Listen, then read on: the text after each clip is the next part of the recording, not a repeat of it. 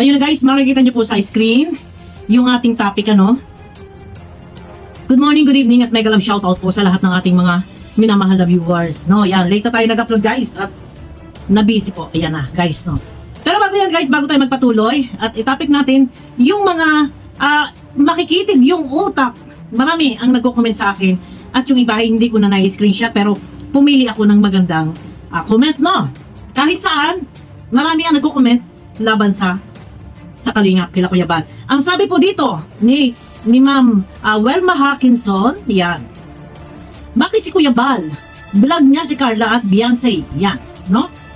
Hindi naman siya ang naka-scout even though hindi po ako bash it. Nagtatanong lang. Yan, no? Ulitin ko po, no? Bakit si Carla? Vlog niya si Carla at Beyonce, no? Hindi naman siya naka-scout even though hindi po ako bash it. Nagtatanong lang. Oh, maganda. Maganda ang tanong mo. Madam Wilma. Maganda ang tanong mo. Ha?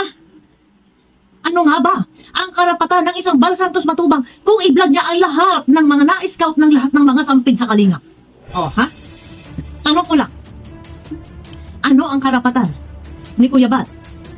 Sino si Bal Santos Matubang sa Kalingap? Dapat alam nyo yan eh. No? Kailangan pa ba dito magtanga-tangahan tayo? Magtulig-tuligan tayo? Ha? Kalingap, ha? Kanino yung Kalingap? Ha? Sino? Sino yung mga vlogger?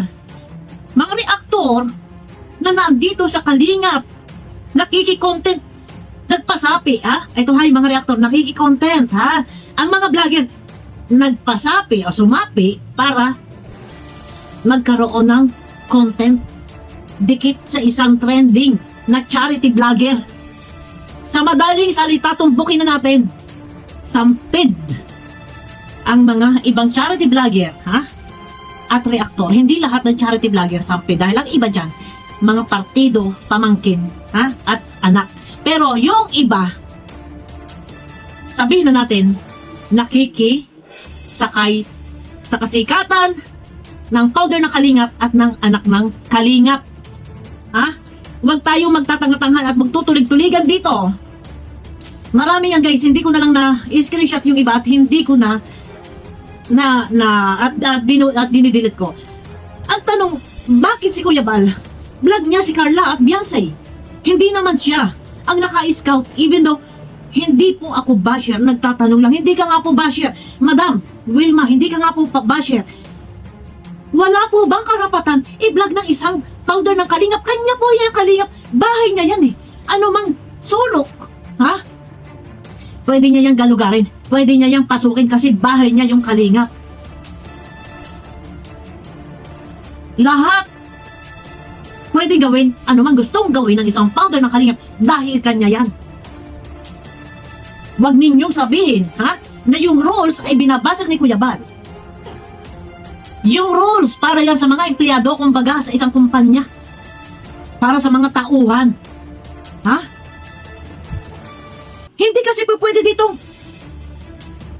Hindi po pwedeng ibablog si Carla. Hindi po pwedeng i-vlog si Dara, si Beyonce, si Joy, kung sino pa dyan.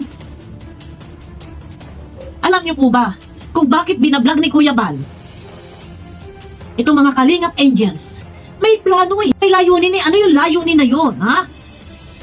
May pangako si Kuya Bal na bilhan ng motor, ng e-bike, ang mga Kalingap Angels. Anak ng titaklong. Huwag tayo dito magtangatangahan at mag-ula-ulaga, ha? Kahit anong gawin yan, sa lahat ng mga binablog ng iba, gagawin niya. Kasi kanya Kalingap, siya yung founder. Huwag natin siyang ihilira doon sa mga vlogger na meron kailangan sunding rules. Pag sinabi niya, itigil mo yan, huwag mong i-vlog yan, hindi po pwedeng hindi susundin kasi kanya yung Kalingap. Siya yung ating pinuno dito. Siya yung founder. Pag sinabi niya, sarado na ang Kalingap, siya yung masusunod. Hindi po pwedeng ihihilira nyo ang founder ng Kalingap doon sa mga empleyado, sa mga galamay. Hindi po katwiran. Hindi po pwede sabihin may rules. Scout mo, vlog mo. Bakit si Kuya Bal binablog yung hindi naman niya na-scout? Ay anak, tipaklong. lahat ng vlog ng iba, pwede niyang pasukin. Ha? Pwede niyang pakialaman. Ang lagay ba, ha? Kung magkaroon ng problema, saka pa lang i-intra ang isang bansa, tapos matubang? Hindi pala pwede pakialaman. Eh, kaya naman binablog, ha? Kasi may pangako, bibilhan ng scooter. Bibilhan, ang tawag dito, scooter ba yun? Bibilhan ng scooter. Bibilhan ng e-bike. Ano ba? Ma'am Wilma, maganda po ang tanong mo. Pero, para po sa kaalaman ninyo at sa kaalaman din po ng lahat, na bakit nyo inihihilira si Kuya Bal sa mga vlogger na sampid, sabihin na natin sampid. Ha? Palastik. Hindi ninyo naiintindihan, ha? Powder kanya yan eh. Bahay niya yan eh. Kalingap eh. Marami nakikitira eh. Tapos pagtatawalan ninyo? Eh kaya nga, yung mga, ito ha, isang halimbawa natin. Diyan sa kalingap, no? Ihahalintulad lang natin, no? Ako yung, kumbaga sa hanap buhay, ako yung namuhunan.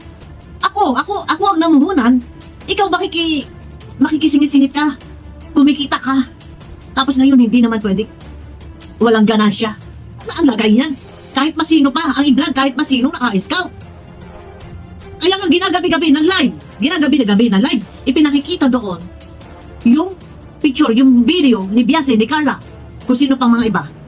Kasi nga, may plano. Kailangan makalikom ng views, makalikom ng palipad, kung ano pa man niya. Kasi, ibibili ng scooter. Ano ba tawag ito? Scooter nga. At saka ng e-bike. Hindi po pwedeng sasabihin ninyo, kailangan number 1 si Kuya Bal ang susunod sa rules. Na scout mo, vlog mo, ay anak ng tetaklo, kahit sino yan. Pag gusto niya may vlog, iba-vlog niya yan. Pero hindi, palagi. Nagkataon lang na kaya binablog yan ni Kuya Bal. Kita ninyo, hindi nga yan nangihimasok eh. Sa ibang mga viral diyan eh. Ha? Hindi nangihimasok kasi Kuya Bal. Kasukay, lusobin yung mga viral na may viral. Pero yung ibang vlogger, makakapal ang mukha, kinukumpare, kinakaibigan, yung mga magulang, kapatid, mga tiyuhin, na viral. Si Kuya Bal ba ginawa ba yun? Hindi ginagawa ni Kuya Bal yun. Ah? Tapos ngayon, na-vlog lang si Beyonce. Dahil meron magandang layunin, may purpose kung bakit binablog. Dahil bibilhan ng motor at ng e-bike. Tsaka hindi nyo dapat ilira yung isang powder na kalinga sa rules na kailangan sundin ng vlogger. Sundin ng rules ng reactor, rules ng vlogger. Kailangan ba yung mismo powder ang gagawa, ang susunod? Ang tawag ito, mismo powder pa ang nangunguna sumunod. Eh kahit ano gawin niya dyan. Pagka dinesisyon na niya, o itigil niya, huwag niya i-vlog yan, may magagawa ba ang iba? Ang ibang vlog eh. O kung ayaw magpasakop, ayaw sumunod sa rules, umalis sila. Ganun lang yun, hindi nyo pwede kakatwiran dito na bakit si Kuya Bal? Vlog niya si Carla, si Beyonce, hindi naman siya ang naka-scout, even though hindi po ako basher, nagtatanong lang, naandun po nagtatanong. Pero Madam Wilma, hindi lang po ikaw ang nagtanong, marami po.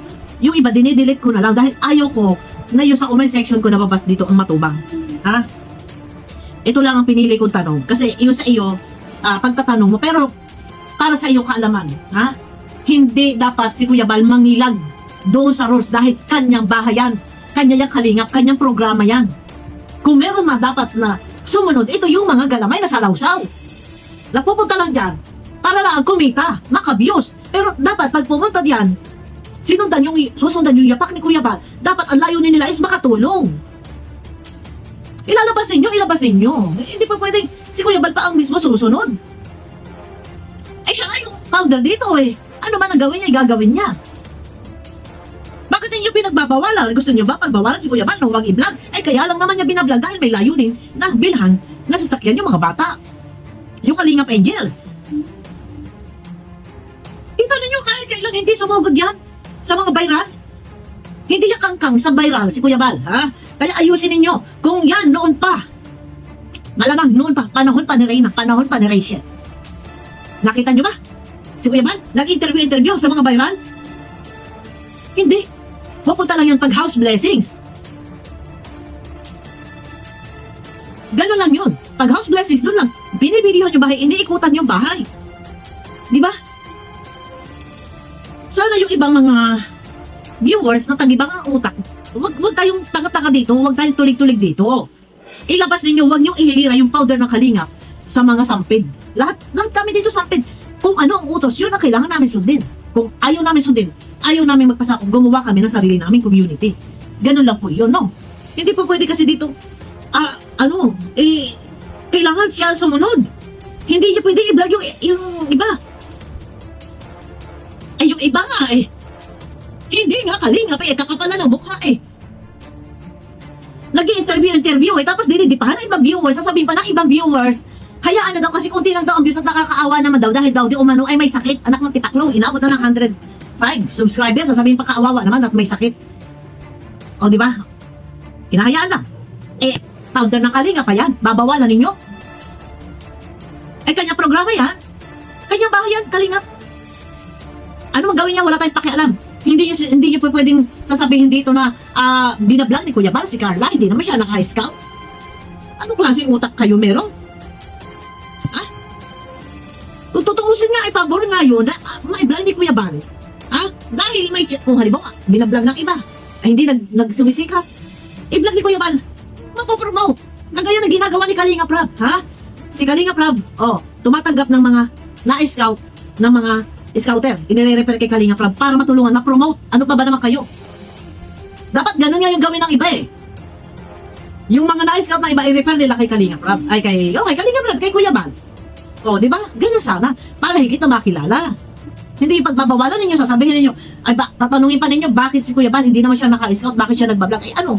Kahit na i-vlog niya yan, lahat. Ang mga na-scout ng iba, may karapatan siya. Kasi, lahat, tauhan, sampid, empleyado, nakikitira, kumbaga sabihin na natin, sampid, nanginginain. O, ano pa? Ganun tayo magsalita. Huwag tayo dito tatanga-tanga, huwag tayo dito pagbabawalan nyo yung founder ng Kalingap na huwag i-vlog. Ganun ba gusto nyo mangyari? Kasabihin nyo, hindi naman siya naka-scout. Kaya naka-scout o hindi, gagawin niya yung gusto niya. Ha? Dahil kanya yung programa. Yung iba, hindi ko na nga lang hindi ko na nga lang ni-screenshot eh. Dinilit ko na yung iba eh. Kasi nagdidalat ako ng comment guys, pag alam ko yung talagang pangit yung impact nun sa Kalingap. Kaya lang talaga yung iba hindi ko na maagapan. Kaya yung iba, ino-off comment ko pag alam ko talagang maraming basher na aatake, no? Kagaya nga, yung iba, binabas. Ito ha, hindi ko nilalahat, no? Hindi ko nilalahat. Yung iba sa mga job car, fanatics ha, binabas sila Kuya Bal. Dapat hindi ninyo ibas ang founder ng Kalingap, bagkus kayo magpapasalamat dahil yung inyong mga iniidolo ay natulungan ng Kalingap, no? Binabas nyo, hindi ko nila lahat ng Jomcar fanatics. Sana lawakan ng isip ng ibang mga Jomcar fanatics. Huwag po kayong mangbas, no? Yun na guys, no? Paglilinaw lang, no? Kahit anong gawin ni Kuya Bal sa kanyang programa, wala tayong karapatan siya ay pagbawalan. Kanya yan eh. Sino tayo? Hindi natin pwedeng, hindi naman siya yung naka-scout, bakit siya nag-vlog? Kahit pa, bahay niya yan. Yung mga nandyan, ha? Hindi, ilalabas po natin dito, ha? Si Kalinga Prab at si kung sino pa, si Ruel, ilalabas po natin yan. Kasi sila mga kadugo, mga pamangkin anak. Yung ibang vlogger na naka-scout, ano man gawin dyan ni Kuya Bal? Gagawin niya yan. Kung gusto niya patitigil niya yan. Dapat malawak yung pangunawa ninyo. Lawakan ninyo ng pag-iisip. Hindi tayo ganyan na para tayo mga utak talangka, ano? Ayun na guys, abangan nyo ako sa aking next video guys. Ayan, no? At late na po akong nag-upload at medyo na busy. Ayan, kita-kita po tayo guys sa aking next video po. Bye-bye po.